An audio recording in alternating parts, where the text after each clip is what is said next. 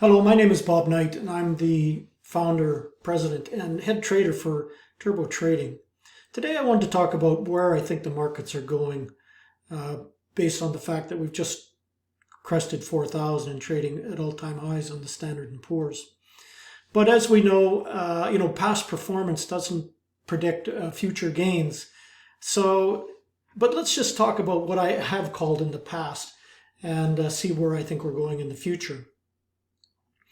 On the Standard & Poor's, obviously at the bear market when COVID broke out, on April 7th in here, we called that this was the change in direction, that the bear was dead and that we were getting a change in direction. And we started to go very aggressively long on our swing trades.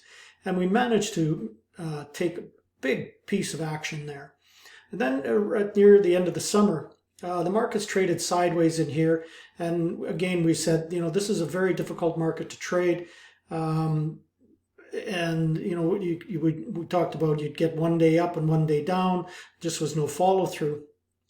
But here, right before the week before, and this is all time stamped, this is all logged, it's all videos.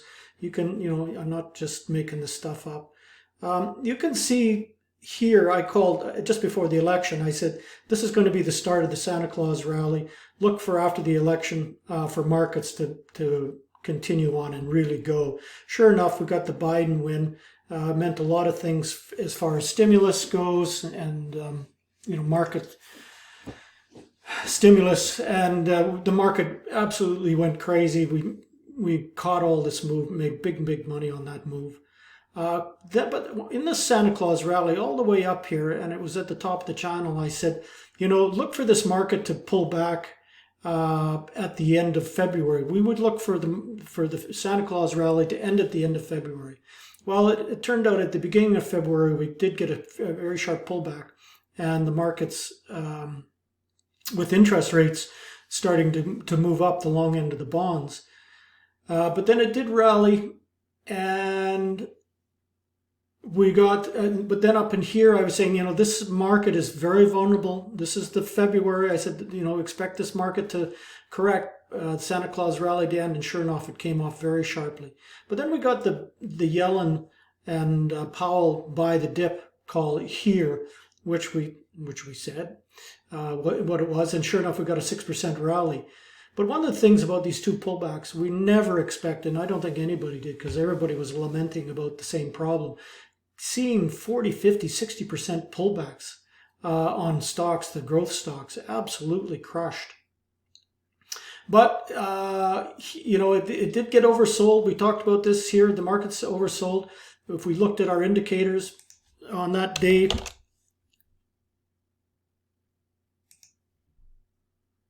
we see that the McClellan oscillator did get down to below negative 200. It got down to negative 218. I think it was 211. I said this market is extremely oversold. Look for it to bounce, and watch for markets to trade to all-time highs.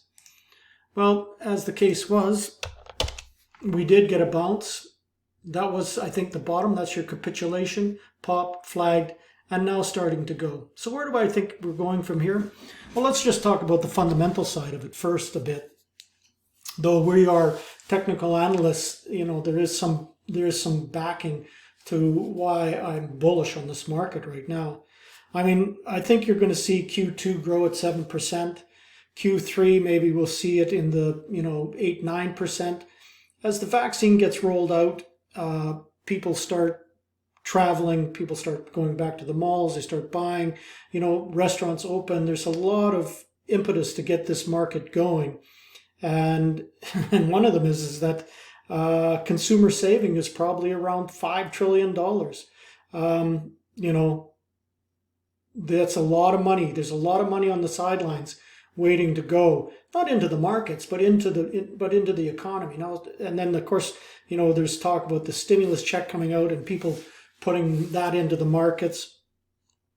The housing market is strong.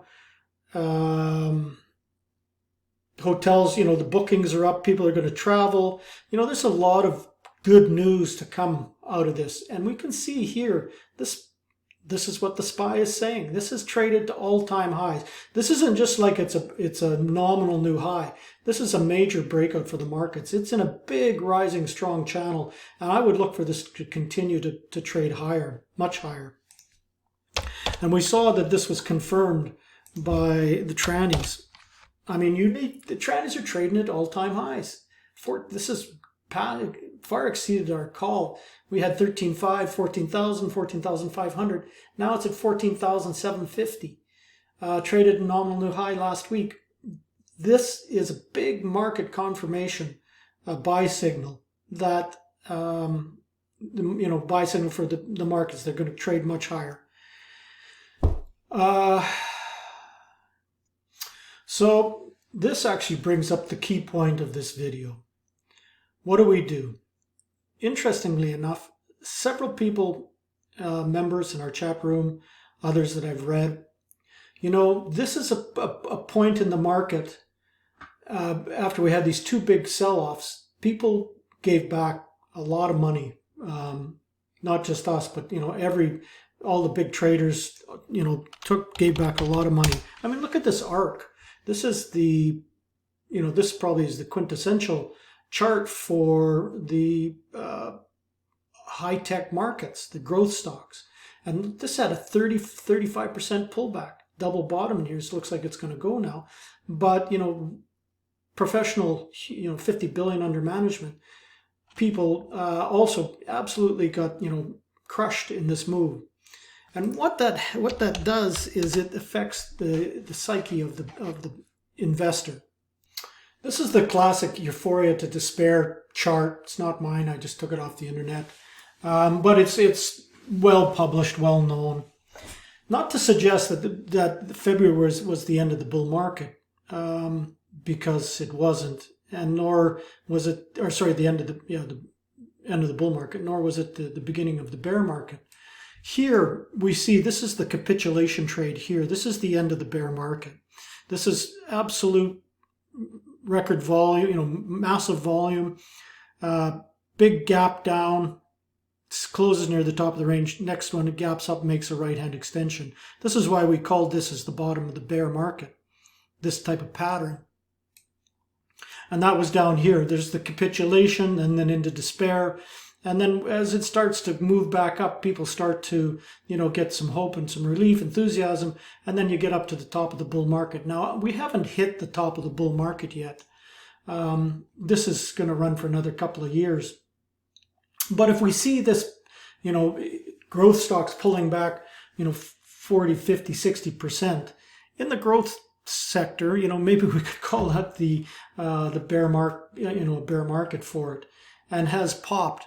But what happens in this stage where we were at despair, capitulation and despair at the end of February, early March, is the investor, the trader, they back off, they wait, they're scared to get back into the market. That's the problem. They're scared to get back into the market. The retail trader waits for exhilaration and euphoria before they start to buy. Absolutely the wrong thing to do. This is a major breakout.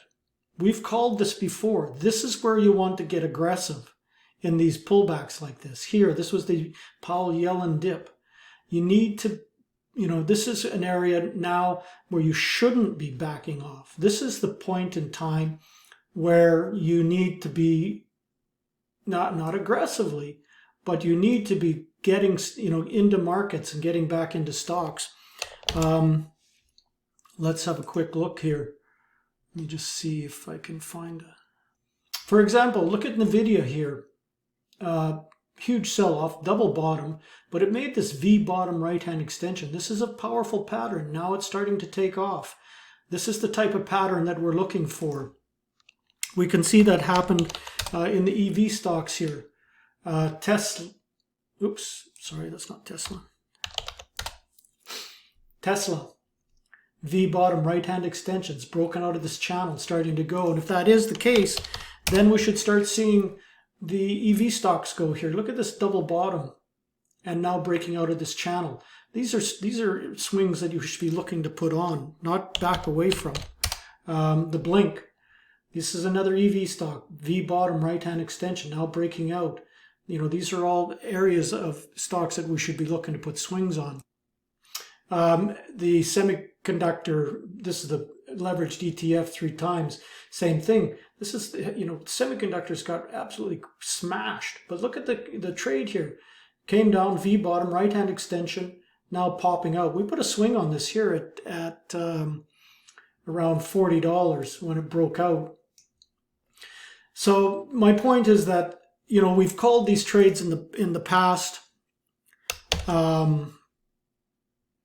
a second here. Yeah. We've called these trades in the past. We think we have a track record that justifies our position.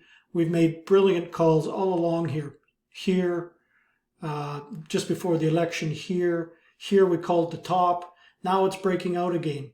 So this isn't a time I'd be shying away from the market. It's, I think, the absolutely wrong position to take. When the markets are beaten down, that's when you want to buy. And this isn't beaten down. This is a breakout to all-time highs.